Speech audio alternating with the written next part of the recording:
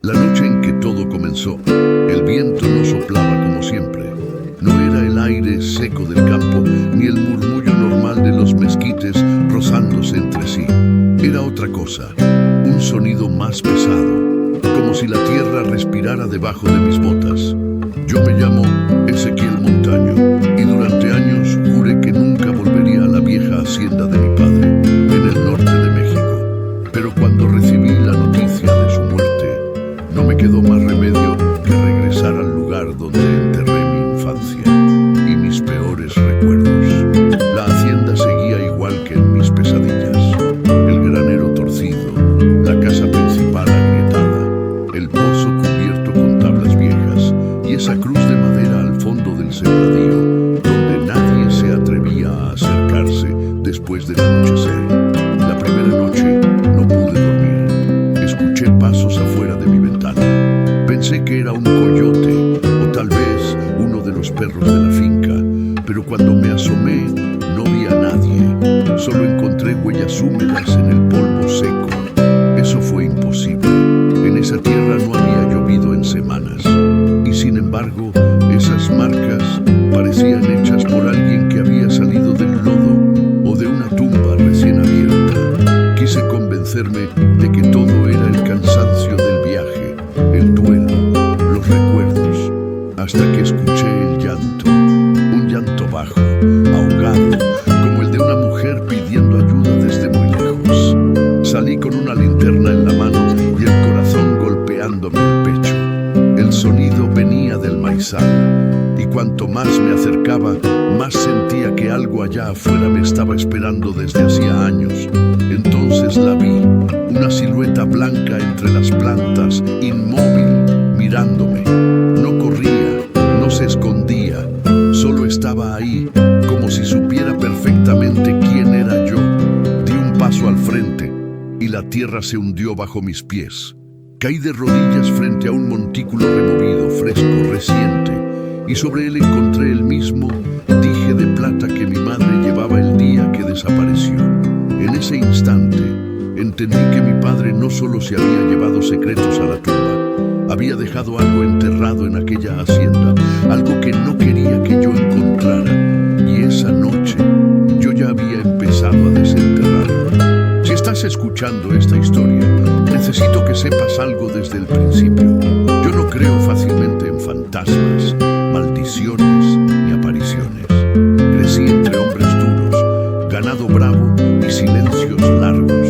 En el campo, uno aprende a desconfiar de todo lo que no puede tocar, pero también aprende que hay cosas peores que los muertos, y son los secretos que los vivos guardan para siempre.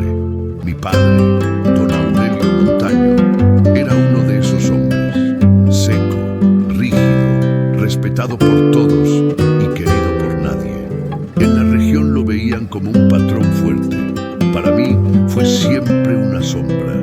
Mi madre desapareció cuando yo tenía 9 años y desde entonces su nombre quedó prohibido en la hacienda. Me fui joven, dejé atrás el rancho, los animales, el polvo y todo lo que me recordara a él. Pasé años trabajando lejos, intentando convencerme de que el pasado había quedado enterrado. Pero cuando recibí la llamada del notario diciendo que mi padre había muerto y que la propiedad ahora era mía, sentí que algo viejo despertaba dentro de mí. Volví pensando que solo tendría que vender la tierra, arreglar papeles y largarme para siempre. No imaginaba que cada pared, cada surco y cada rincón de esa hacienda iba a arrastrarme de nuevo hacia la noche en que mi madre desapareció. Y lo peor no fue descubrir que mi padre me había mentido toda la vida. Lo peor fue entender que la hacienda entera llevaba años intentando decírmelo, solo que yo nunca quise escuchar. Antes de que sigamos, quiero pedirte algo. Si te gustan las historias de misterio, secretos familiares, haciendas malditas y relatos oscuros que te dejan pensando hasta la madrugada, suscríbete ahora mismo al canal y deja tu like. Eso ayuda muchísimo a que más gente descubra estas historias. Y cuando termines de escuchar todo, quiero que me dejes en los comentarios tu teoría. Mi padre intentaba protegerme o esconder un crimen. Ahora sí, apaga la luz si te atreves, porque esta historia apenas comienza. Llegué a la hacienda al caer la tarde. El camino de terracería seguía tan roto como lo recordaba, con zanjas profundas, polvo rojizo y cercas viejas a ambos lados. Mientras manejaba, sentía que cada metro me arrancaba años de distancia y me devolvía a un lugar del que nunca debí salir tan incompleto. El portón principal estaba entreabierto. Nadie lo había cerrado bien en semanas. Chirrió apenas lo empujé y ese sonido me recorrió la espalda. La casa apareció al fondo, enorme y triste, con las ventanas oscuras como ojos vacíos. Lo primero que vi al bajar de la camioneta fue al capataz, Tomás Rivas. Seguía vivo, seguía viejo y seguía callando más de lo que decía. Había trabajado con mi padre desde antes de que yo naciera. Cuando me vio, se quitó el sombrero y me saludó con una seriedad rara, como si no supiera si recibirme como patrón o como hijo de alguien a quien todavía le temía. Me dio el pésame con la voz apagada. Yo le agradecí sin ganas. No venía a reconciliarme con nadie. Tomás me ayudó a entrar a la casa. Todo olía a madera húmeda, medicina rancia y encierro. En la sala seguía el mismo reloj detenido, la misma fotografía familiar torcida sobre la pared, el mismo sillón de cuero donde mi padre se sentaba a vigilarlo todo sin decir una palabra. La casa no estaba vacía, estaba cargada, como si cada objeto guardara algo, como si las paredes hubieran oído demasiado durante demasiados años. Le pregunté a Tomás cómo había muerto mi padre. Me dijo que fue en su cuarto, de madrugada, sin ruido, casi sin pelear. Pero hubo algo en su mirada que no me gustó. No era tristeza, era alivio, y eso me dejó pensando. Cuando alguien como Aurelio Montaño muere y la gente respira mejor, no es casualidad. Es porque el miedo llevaba demasiado tiempo sentado a la mesa. Subí a la habitación de mi padre antes de que oscureciera por completo. La cama estaba hecha.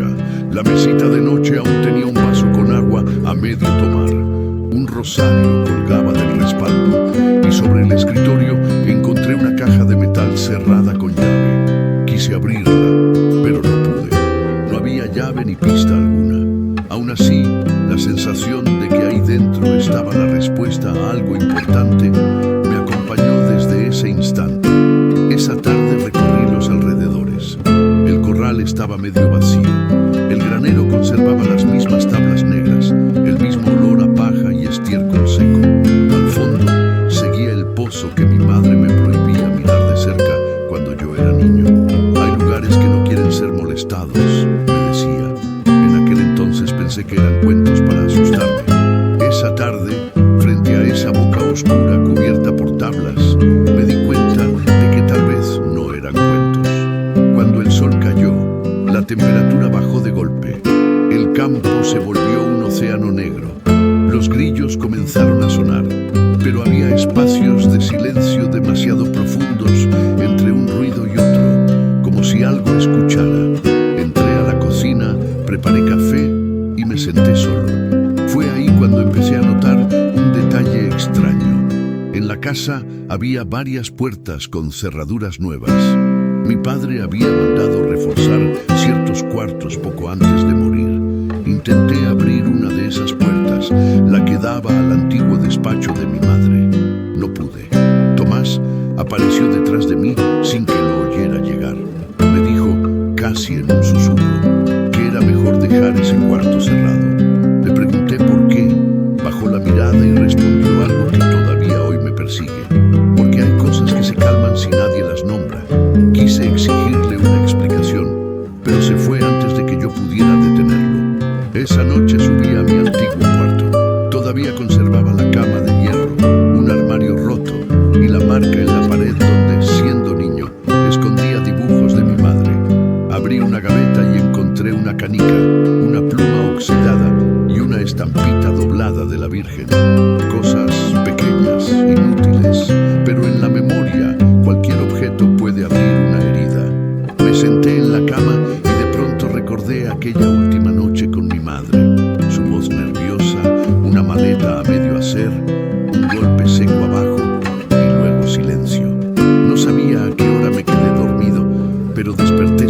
despertado por un ruido afuera. Algo caminaba alrededor de la casa. Pasos lentos, firmes, no de animal, sino de persona. Me levanté, tomé la linterna y me acerqué a la ventana. Vi tierra removida bajo el marco y huellas húmedas, perfectamente marcadas, como si alguien hubiera venido desde el lodo hasta mi puerta. Bajé corriendo, abrí la puerta principal y alumbré hacia el patio. Nada, ni un alma, solo el ruido lejano del maizal moviéndose sin viento. Caminé unos metros. Las huellas seguían hasta la orilla del campo y ahí se perdían. Me quedé quieto, intentando escuchar. Entonces oí algo que me heló por dentro. Un llanto, bajo, triste, femenino. Venía desde el maíz. Supe que debía volver a entrar, cerrar la puerta y esperar a la mañana.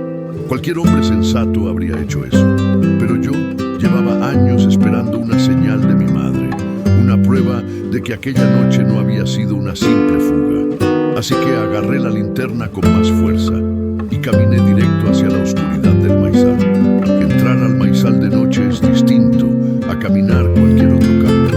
Las hojas secas rozan la ropa como dedos. La vista se reduce a un túnel angosto de sombras y tallos.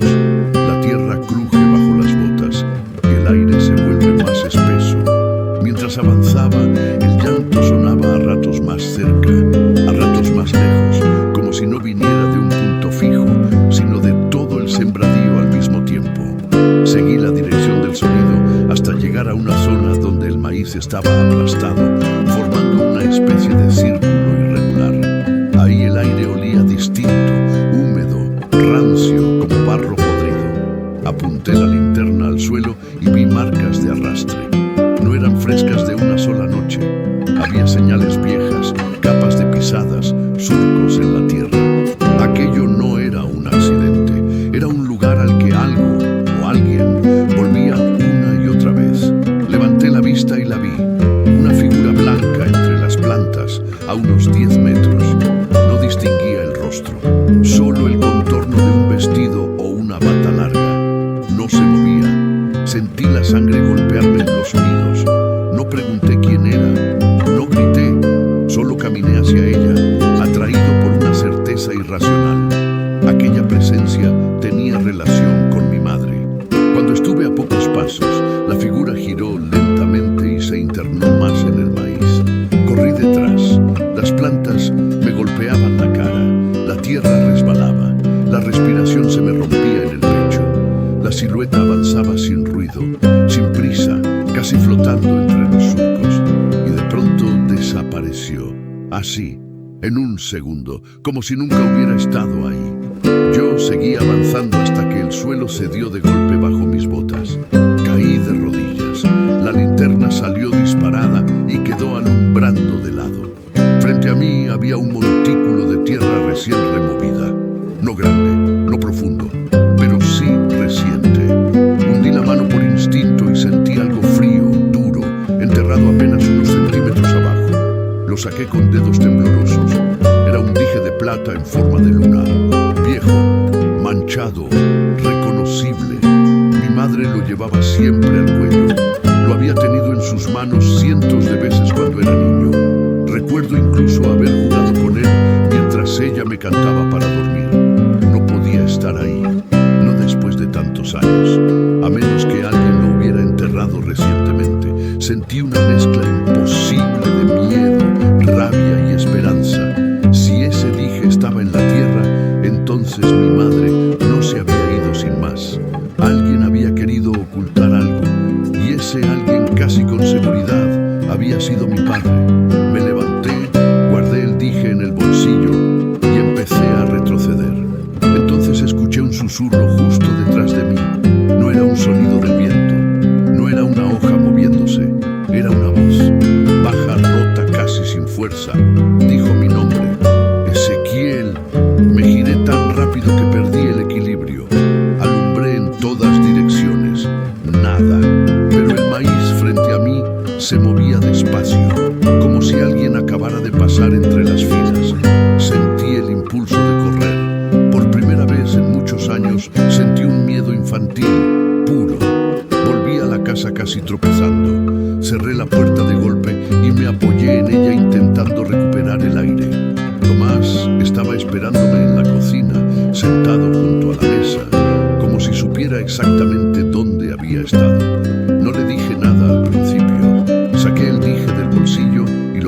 frente a él. Lo miró y se puso pálido. Le pregunté de quién era. Fingió no saberlo. Le repetí la pregunta. Su voz tembló al decir que era mejor no revolver el pasado. Ahí perdí la paciencia. Le grité que mi madre no se había ido, que alguien me había mentido toda la vida, que esa hacienda olía a entierro y a culpa. Tomás aguantó mi furia en silencio, hasta que soltó una frase que cambió todo. Tu padre no fue el único que sabía. Se negó a decir más. Dijo que algunas verdades destruyen más de lo que liberan. Me habló de la cruz al fondo del campo, la que nadie tocaba. Contó que una vez, años atrás, uno de los peones intentó moverla y apareció muerto 3 días después, sin una gota de sangre y con la cara congelada de terror. Yo no creí la historia completa, pero sí creí el miedo con el que la dijo. Esa madrugada ya no dormí. Me quedé sentado con el dije en la mano, escuchando los ruidos de la casa. Cerca del amanecer, oí algo arrastrarse sobre el techo. Luego, 3 golpes secos justo encima de mi cuarto. Y cuando por fin salió el sol, encontré barro cayendo por la pared exterior, como si alguien hubiera pasado la noche entera sobre mi cabeza. A la mañana siguiente ya no pensé en vender la hacienda, ni en papeles, ni en el funeral. Solo pensaba en una cosa: abrir el cuarto cerrado de mi madre. Sentía que detrás de esa puerta estaba la primera grieta real en la historia que me habían contado desde niño. Tomás trató de evitarlo. Me dijo que ese cuarto llevaba años sin tocarse, que mi padre lo había sellado poco después de la desaparición. Eso solo me dio más razones para entrar. Forcé la cerradura con herramientas del granero. No fue fácil. La puerta resistió, como si de verdad algo empujara del otro lado. Cuando por fin se dio, un olor a encierro antiguo me golpeó el rostro. No era solo polvo, era perfume viejo, papel húmedo, madera cerrada, tiempo podrido. Alumbré con la linterna y sentí que el pecho se me apretaba. El cuarto seguía casi intacto. Había un tocador con un espejo manchado, un armario de cedro, una silla de mimbre y una pequeña mesa con costurero. Sobre la cama descansaba una colcha floreada cubierta de polvo, pero cuidadosamente extendida. Nadie había desordenado nada. Mi padre no había cerrado ese cuarto por desprecio, lo había preservado, como si fuera un santuario o una escena del crimen. Empecé a revisar cajones. Encontré cartas viejas, un rosario roto, varias fotografías donde mi madre sonreía con una alegría que yo apenas alcanzaba a recordar. En ninguna aparecía mi padre mirándola con ternura. Siempre estaba serio, distante, rígido. Pero hubo una foto que me detuvo. Mi madre junto a una mujer desconocida y un niño pequeño que no era yo. Detrás de la imagen, escrito a mano, decía: por si un día debemos huir. Ese mensaje me sacudió. ¿Huir de quién? ¿De mi padre? ¿De alguien más? Seguí buscando con más desesperación. En el fondo del armario hallé una caja de madera escondida bajo mantas viejas. Dentro había varias hojas dobladas. Eran páginas de un diario. La letra era de mi madre. Reconocí la forma en que trazaba las R's y cerraba las A's. Me temblaron tanto las manos que apenas pude leer. Las primeras páginas hablaban de cosas simples: cosechas, dolores de cabeza, el miedo de que yo creciera parecido a mi padre, la tristeza de vivir aislada. Pero conforme avanzaban las fechas, el tono cambiaba. Mi madre decía escuchar pasos por la noche. Decía que Aurelio salía al campo a escondidas y regresaba con la ropa manchada de tierra. Decía que había una voz cerca del pozo, y en la última página legible escribió: si algo me pasa, no fue un accidente. Aurelio protege algo enterrado. Tuve que sentarme. Sentí que la habitación se inclinaba. El silencio era tan intenso que podía oír mi propia sangre. Entonces encontré una hoja suelta doblada aparte. No era una página del diario, era una carta. Estaba dirigida a mí. No tenía fecha. Solo decía: Ezequiel, esto, no confíes en la cruz del sembradío. Debajo no está lo que él dice. Y si escuchas mi voz, no la sigas solo. Se me erizó la piel completa. Mi madre había anticipado algo imposible. O quizá llevaba años preparando una salida que nunca logró. Guardé las hojas dentro de mi camisa y seguí revisando. En el fondo del tocador, detrás de una tabla suelta, encontré una llave vieja envuelta en tela. Supe enseguida que debía pertenecer a la caja metálica del escritorio de mi padre. Bajé al despacho de Aurelio y abrí la caja. Dentro había documentos de propiedad, recibos, un revólver descargado y un sobre sellado con mi nombre. Lo abrí ahí mismo. Mi padre había escrito que si yo estaba leyendo eso, era porque él ya estaba muerto y la hacienda me pertenecía. Decía que muchas veces quiso contarme la verdad, pero que algunas herencias no se transmiten con palabras, sino con advertencias. La carta seguía. Tu madre no desapareció como crees. Intentó abrir lo que juramos dejar cerrado. La cruz no marca una tumba, marca una entrada. Lo que está debajo cambió a nuestra familia mucho antes de que tú nacieras. Yo solo hice lo necesario para contenerlo. Leí esa parte una y otra vez. No sabía qué era peor, que fuera mentira o que dijera la verdad. En la parte final, mi padre hablaba de un túnel antiguo, construido antes de que la hacienda existiera, cuando la zona pertenecía a otros dueños. Decía que ahí abajo hubo rituales, desapariciones y algo que aprendí a usar las voces de quienes amabas. Decía que mi madre quiso comprobarlo sola una noche y que después de eso ya nada volvió a ser humano del todo. Mi padre nunca explicó claramente si ella murió, si fue poseída o si seguía allí abajo. Yo quería rechazar esa locura. Quería romper la carta, decir que era un truco de un hombre cruel para justificar un crimen. Pero entonces escuché un golpe desde el patio trasero. Salí corriendo. El perro más viejo de la hacienda estaba ladrando desesperado hacia la cruz del sembradío, y la tierra alrededor de ella se estaba hundiendo. Corrí hasta la cruz con el perro detrás de mí. Era un animal flaco, viejo, con una oreja rota y mirada cansada, pero ladraba con una furia que nunca le había visto. Al llegar, descubrí que la tierra alrededor del madero se había abierto en una grieta delgada, no profunda todavía, pero suficiente para dejar salir un soplo de aire frío, húmedo, imposible en pleno campo seco. Tomás llegó unos minutos después y al ver la grieta se persignó de inmediato. No tuvo la menor duda de lo que estaba ocurriendo. Me suplicó que no cavara, que lo dejáramos así, que la muerte de mi padre había roto algo y que remover más solo empeoraría todo. Yo ya no podía detenerme. Mi madre había escrito sobre aquello, mi padre también, y yo necesitaba saber qué clase de verdad podía pudrir a una familia durante décadas. Traje palas, una barreta y una cuerda. Tomás me ayudó al principio solo porque entendió que no iba a convencerme. Cavamos durante casi una hora. A pocos centímetros apareció una placa de madera podrida.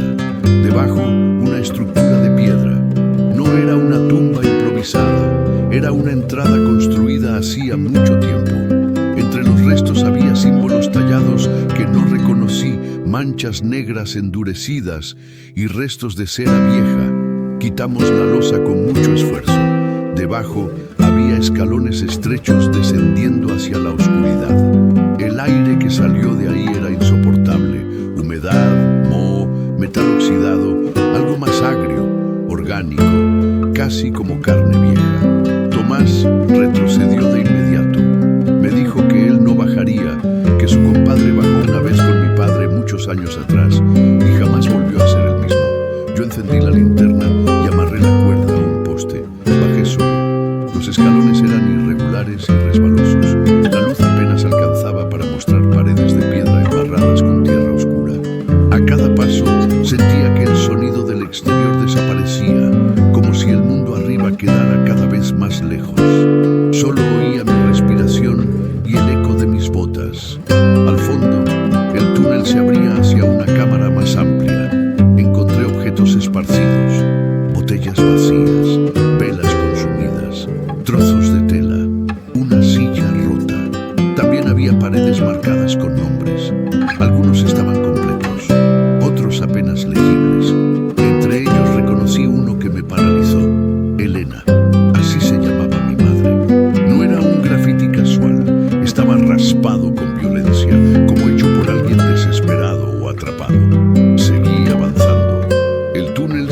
partía en dos. Del lado izquierdo oí goteos, del derecho algo diferente. Un murmullo, no palabras exactas, pero sí una cadencia, como un rezo lejano. Elegí el sonido y avancé con el estómago hecho nudo. Entonces alumbré una pared cubierta de retratos clavados con cuchillos oxidados. Había fotos viejas de peones, de vecinos, de mi padre y de mí, siendo niño.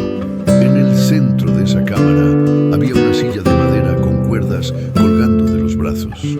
Frente a ella, un espejo grande, ennegrecido, partido en una esquina. Me acerqué lento. Mi reflejo se veía deformado, y por un segundo juraría que detrás de mí apareció una figura femenina. Giré de golpe. No había nadie. Cuando volví a mirar el espejo, la figura ya no estaba, pero sobre el cristal se dibujaron 3 letras en vapor. Ven. Retrocedí. La linterna parpadeó, y entonces la escuché con total claridad. La voz de mi madre. No un susurro dudoso, no una imaginación del viento.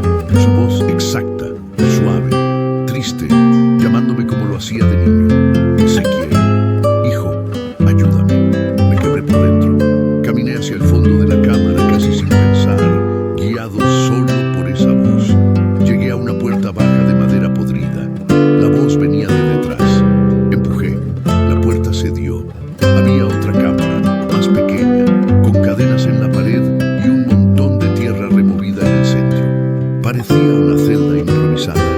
Vi un vestido blanco hecho jirones en un rincón. Vi mechones de cabello oscuro pegados a la piedra húmeda. Y sobre la pared, arañada con uñas o metal, una frase repetida docenas de veces: no es ella. Entonces comprendí el sentido de la advertencia en la carta de mi madre. Si escuchas mi voz, no la sigas solo. Sentí que algo estaba mal, demasiado mal. Retrocedí lentamente. La voz cambió, se volvió más áspera, más hueca. Ya no sonaba como mi madre, sino como una imitación imperfecta, una máscara rota. La tierra del centro empezó a moverse, como si algo empujara desde abajo. Corrí de vuelta hacia las escaleras. Detrás de mí escuché un golpe brutal, luego otro, luego el sonido de uñas raspando piedra. Subí casi cayéndome. Salí al aire libre jadeando, cubierto de sudor frío. Tomás me sostuvo del brazo y me preguntó qué vi. Yo tardé varios segundos en responder. Cuando por fin pude hablar, solo dije una verdad aterradora. Mi padre no estaba escondiendo un secreto, estaba conteniendo algo. Después de bajar al túnel ya no quedaban dudas. Esa hacienda no estaba marcada solo por un crimen o una desaparición. Había algo mucho más viejo, más retorcido, alimentándose de culpa, miedo y memoria. Quise irme esa misma tarde, subirme a la camioneta, desaparecer y prenderle fuego al lugar si era necesario. Pero entonces recordé el nombre de mi madre arañado en la pared y el vestido blanco tirado en aquella cámara. No podía irme sin saber qué le había pasado de verdad. Tomás, derrotado, me confesó lo que había callado durante años. Dijo que mi padre había descubierto el túnel siendo joven, cuando aún trabajaba la tierra con su propio padre. Decían los ancianos del pueblo que debajo del sembradío había un sitio usado por antiguos dueños para encerrar personas, hacer juramentos y entregar voces. Nadie explicaba bien qué significaba eso, pero todos coincidían en una cosa: el lugar aprendía a imitar a los muertos para atraer a los vivos. Según Tomás, mi madre sí descubrió parte de la verdad. Sospechaba que Aurelio bajaba al túnel de noche, no para adorar nada, sino para vigilar. Una noche lo siguió. Hubo gritos, hubo disparos y luego silencio. Mi padre regresó solo, lleno de tierra, con una mirada que Tomás jamás volvió a ver en otro ser humano. En la mañana siguiente anunció que Elena se había marchado. Nadie le creyó por completo, pero nadie se atrevió a enfrentarlo. Le pregunté si mi madre había muerto allí abajo. Tomás dijo que no lo sabía, que a veces, durante años, oyeron una zona, que varios perros desaparecieron excavando cerca de la cruz, que mi padre reforzó el cuarto de Elena, cambió cerraduras y empezó a dormir armado. No sonaba como un hombre culpable solamente, sonaba como un hombre aterrorizado. Caída la noche, el cielo se cubrió por completo. No había luna, el aire se volvió espeso y el silencio del campo empezó a sentirse antinatural. Tomás me dijo que esa noche era distinta, que desde la muerte de Aurelio las cosas se movían más, las puertas sonaban, el pozo vibraba y la voz en el maíz ya no se escondía. Me pidió que nos fuéramos al pueblo y regresáramos con más gente al amanecer. Yo me negué. Si algo iba a terminar esa noche, yo quería estar ahí. Sellamos la entrada del túnel con tablas, cadenas y lo que encontramos. Encendimos velas en la casa porque la electricidad falló poco después de medianoche. El viejo perro se quedó en la puerta gruñendo hacia el exterior. Y entonces empezó. Primero fueron golpes bajo el piso, lentos, espaciados. Luego pasos en el corredor superior. Después, una voz cantando una canción que mi madre me cantaba cuando era niño. Tomás lloró al escucharla. Yo sentí que algo se quebraba dentro de mí. La voz recorría la casa sin cuerpo, subía por las escaleras, bajaba por el pasillo, se detenía frente a puertas cerradas. Luego empezó a hablarme. Me decía que estaba sola, que mi padre la había dejado ahí abajo, que yo debía abrir para sacarla. Por un instante quise hacerlo. Por un instante fui otra vez el niño que esperaba el abrazo de su madre. Pero entonces recordé la frase escrita en la pared: no es ella. Agarré el rosario que encontré en el cuarto y lo apreté con fuerza. La voz se transformó de inmediato. Dejó de sonar dulce. Se volvió rabiosa. Empezó a golpear la puerta principal con una fuerza monstruosa. Las ventanas vibraban. El perro ladraba fuera de sí. Y bajo la casa, las tablas del piso empezaron a crujir como si algo empujara desde el subsuelo. La entrada del túnel no resistió mucho. Escuchamos cómo cedían las cadenas. Luego un estallido seco. Después, silencio. Un silencio peor que el ruido. Tomás y yo nos quedamos inmóviles en la sala, con las velas temblando. Desde el corredor oscuro apareció una figura femenina vestida de blanco, con el cabello largo cubriéndole el rostro. Caminaba lento, demasiado lento, arrastrando un pie. Cuando levantó la cabeza vi el dije de luna colgando en su cuello. ¡Madre!, dije sin poder evitarlo. La figura inclinó la cabeza como si reconociera mi voz. Dio un paso más hacia la luz. Su rostro no era humano del todo. Tenía rasgos de Elena, sí, pero estirados, imitados, incompletos, como una copia hecha a partir del dolor de alguien. Sonrió de una forma imposible, y detrás de esa sonrisa salió una voz doble. Una era la de mi madre, la otra, algo antiguo, hueco, hambriento. Tomás disparó el viejo revólver de mi padre. La figura cayó hacia atrás, pero no sangró. Solo se retorció y empezó a arrastrarse hacia nosotros con una velocidad brutal. El perro se lanzó sobre ella. Yo tomé una lámpara de petróleo, la rompí contra el piso y encendí las cortinas. El fuego subió rápido por la madera seca. La figura chilló con un sonido que no puedo describir. No era de mujer, ni de animal, ni de persona.